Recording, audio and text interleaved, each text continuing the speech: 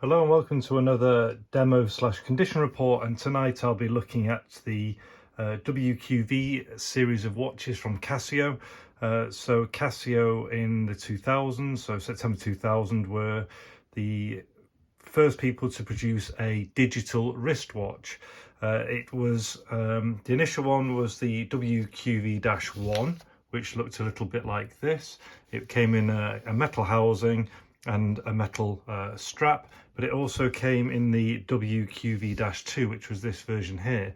The difference being it had a resin housing, so kind of a silver, and a bit of kind of graphite detailing, along with a canvas watch that has a camera, wrist camera, kind of written in the stitching. So you can see the similarities between those two there, both with a very similar shape. This one's slightly more curved, but all the menu options around are all the same.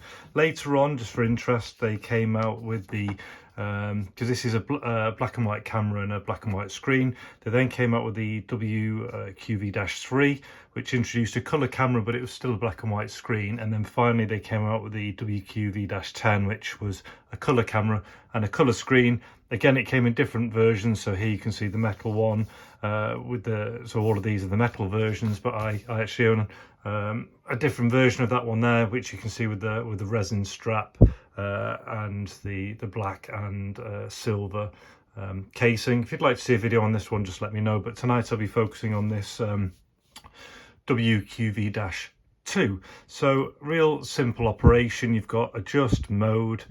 It says reverse and forward or up and down, and then it's almost like a secondary option button is here. So when you're on here, for instance, you hold down the adjust and you can cycle through the seconds, the hours, the minutes and the date, and it'll also allow you to go to the contrast level that you want the watch to be at.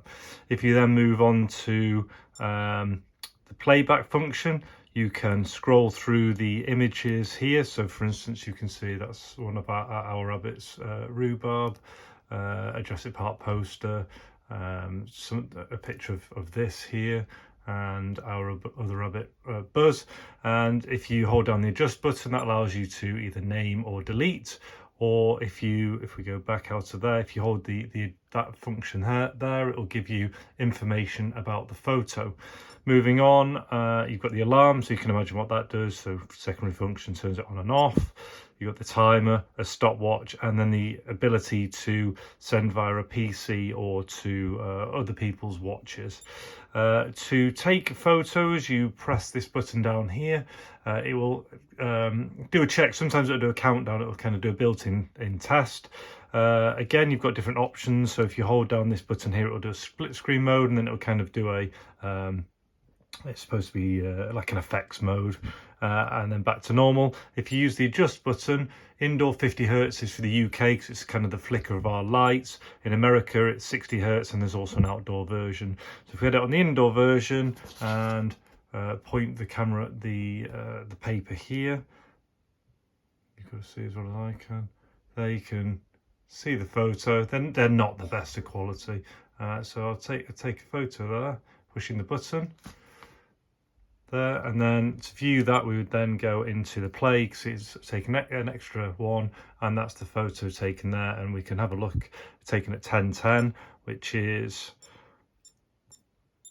the time right now. So really simple and easy to use, with the resin body and the canvas wrist strap. There's actually two elements to this. So you have the initial Velcro part that goes on, and then a second Velcro part which folds back on itself. Condition report wise, on the plastic housing there's a scuff there under wrist camera, and there's also a few light scratches, of which there's two slightly more prominent. They're the ones that you can pick up there and there on the camera. Other than that, I've put a fresh battery in. Everything's tested and working. The only thing I couldn't do was get this or this to talk to each other and send a photo. I don't know if it's because they're different versions or I'm just doing it wrong. But anyway, I hope you have enjoyed the quick demo and talk through of the world's first digital wristwatch. That's everything. So thank you for watching. Take care and see you.